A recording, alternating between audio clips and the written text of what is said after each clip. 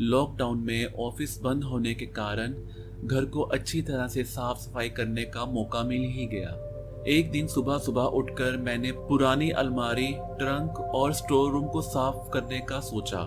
एक ट्रंक जो कि अलमारी के ऊपर पड़ा था, जिसे खोले शायद सालों बीत गए थे, उस पर मेरी नजर पड़ी। बेटे को आवाज लगाई और कहा कि वो ट्रंक उतार दे, एक बार खोलकर तो देख लूं कि क्या क्या पड़ा है, नहीं तो कबाड़ी आएगा तो उसे ट्रंक बेच दूंगी। बेटा आया, ट्रंक उतार कर चला गया। मैंने ट्रंक खोला तो देखा उसमें काफी पुराने पुराने कपड़े पड़े थे।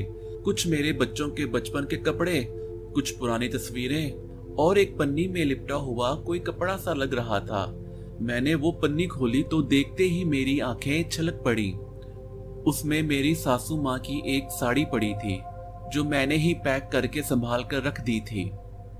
उस साड़ी को देखते ही कुछ धुंधली सी यादें अचानक से मेरी आंखों के आगे से गुजर गईं। वो साड़ी जिसे खोला तो उसमें मुझे अपनी सासू माँ की छवि दिखाई दे रही थी। साड़ी हाथों में पकड़कर नम्र के भाव से मैंने वो साड़ी अपने सीने से लगाई। सासू माँ को याद करते हुए आंखों में आंसू छलक पड़े। बहुत अच्छी थी मेरी सासू माँ, मेरे लिए तो मेरी माँ से भी बढ़कर थी। साड़ी को देखकर मुझे वो सारी बातें याद आ गई जैसे कल ही की बात हो। मेरी नई नई शादी हुई थी।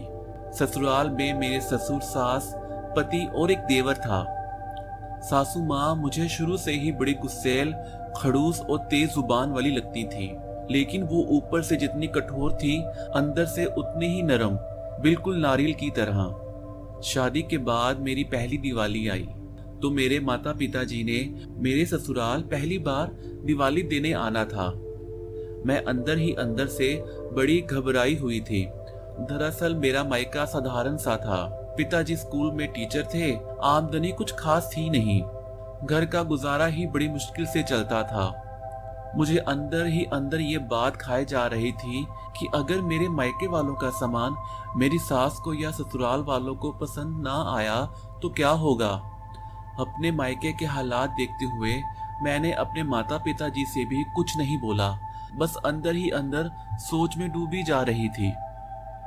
खैर, दिवाली से एक दिन पहले मेरे माता पिताजी मेरे ससुराल आए। कुछ देर बैठे, चाय नाश्ता किया और जाते समय 2 बैग जिसमें ससुराल वालों के लिए कपड़े और कुछ खाने पीने का सामान था। वैसे तो वो अपनी हैसियत से ज्यादा ही कर रहे थे, ना जाने किससे उधार मांगा होगा। मेरे सास ससुर ने औपचारिक तौर पर कहा कि इसकी क्या जरूरत थी, रहने देते आप ये सब। ये कहते कहते बैग पकड़ लिए। जैसे ही वो लोग गए, मेरी सास ने सारे बैग खोले और सारा सामान देखकर बड़ी खामोशी से अपने कमरे में चली गई। मेरे पति देव ने माँ का मुंह देखा तो गुस्से में सारा सामान उठाया और अपने कमरे में ले आए और मुझे भी आने के लिए कहा। मैं सहमी सहमी से अपने कमरे में गई।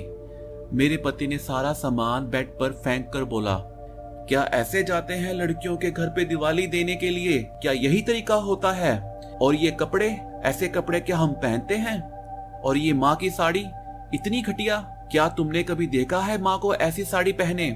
और ना जाने क्या क्या मेरे पति गुस्से में बोलते चले गए।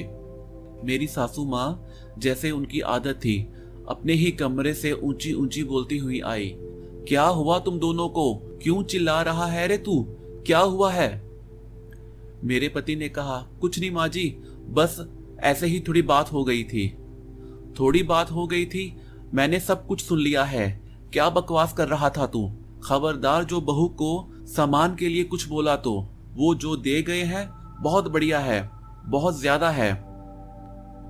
बहुत ज्यादा है? तो फिर माँ तुम मुंह बनाकर चुपचाप अपने कमरे में क्यों चली गई थी? अरे बेवकूफ, मैं सामान देखकर चुपचाप इसलिए हो गई थी क्योंकि मेरा मन भर आया था। मेरे मन पर बोझ सा पड़ गया था इतना सामान देखकर। सोच रही थी ना जाने कैसे कैसे करके वो ये सब सामान लाए होंगे, क्या पता किसी से कोई कर्जा ना लिया हो। और क्या हुआ है इन कपड़ों को? अच्छे तो हैं। और ये मेरी साड़ी इतनी अच्छी है, क्या हुआ है मेरी साड़ी को? वो जो खुशी खुशी दे गए हैं उनका धन्यवाद, भगवान उनको और दे। और खबरदार तूने कोई सामान में नुक्स निकाला तो जब तेरी बेटी होगी तब तुझे पता चलेगा बेटी के बाप होने का मतलब क्या होता है। और सुनरी बहू, ये सामान उठा और अपनी अलमारी में रख और मेरी साड़ी मुझे दे। मैं तो कल दिवाली पर यही साड़ी पहनूंगी। मेरी समधन लाई है मेरे लिए। अरे वाह, क्या साड़ी है। मैं अपनी सास का यह रूप देखकर हैरान हो गई। मैंने अपनी सास को गले से लगाया और रोने लगी। मेरी सास ने मेरे आंसू पोंछे और कहने लगी, अरे बहू रोती क्यों है, ये तो पागल है, इसे क्या पता बेटियों का दर्द। जैसे तेरे पिता हैं वैसे ही मेरे पिता हुआ करते थे। मुझे मालूम है कि वो भी इस घर में दिन त्योहार पर कैसे आया करते थे। तू दिल छोटा ना कर।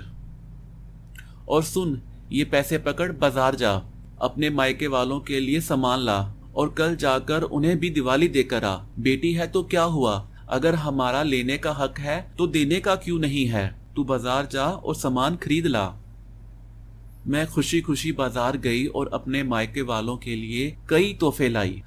अगले दिन मैं और मेरी सासू माँ, हम दोनों ही मेरे मायके दिवाली देने गए और मेरी सासू माँ ने मेरी माँ की दी हुई साड़ी ही पहनी।